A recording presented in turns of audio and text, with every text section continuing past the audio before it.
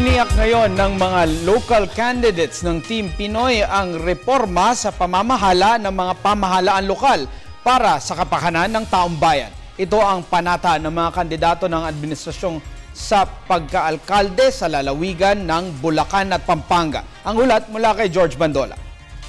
Nananawagan ng pagbabago sa liderato ng Norzagaray ang Team Pinoy. Ayon kay Acting Mayor Boyet Santos, hindi pa rin sumusweldo ang 1,200 na empleyado buwan dahil suspendido si Mayor Feliciano Legaspi at ayaw din itong papirmahin ng Acting Mayor.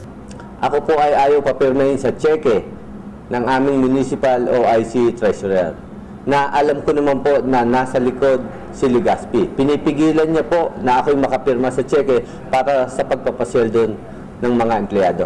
Para sa Team Pinoy, pagbabago ng pamamahala at pagpapatuloy ng reforma para sa mga taga-Bulacan ang dapat na isipin ng mga tao. Na kung saan kami magpapapulong sa isang lugar ay pinipigilan ng mga tao at ginagamitan ng takot.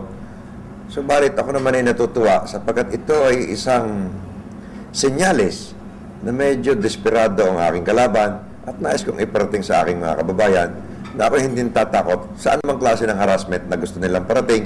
Sabi ni Team Pinoy Bulacan Chair Congressman John Mendoza, may tuturing na baluarte ng Team Pinoy Bulacan. Taliwas daw ito sa ilang pahayag ng oposisyon na kanila ang Bulacan.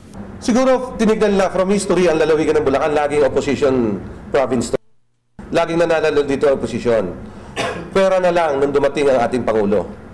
Noong laban ng 2010 ni President Pinoy, landslide. Siya dito kasama yung mga senador na tinulungan ng presidente. So, naiiba na din ang Bulacan ngayon at makikita ninyo sa lahat ng survey, ang popular ratings ng Pangulo dito, 17% ang endorsement value ng presidente dito sa lalawigan.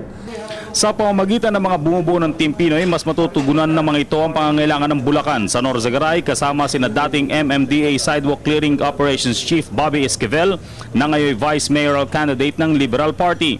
Sa Mexico, Pampanga, nais din ng mga taga dito ang pagbabago sa liderato. Kaya naman mismo ang Pangulong Aquino pa noong isang buwan ang nagsulong ng kandidatura ni Albert de la Cruz, dating Vice Mayor ng bayan.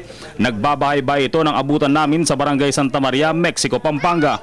Sana tulungan tayo na si Tas, ilagay sa puso tayo siya iboboto natin, ilalagay natin sa balota. Okay. Dapat yung kasada namin may paggawa. Sabi nga ni Presidente Pinoy, ang mga mamamayan ay ang boss natin.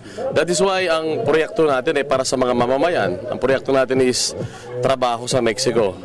At of course, yung tuwid na daan, malinis na gobyerno. Para sa Telebisyon ng Bayan, George Bandola.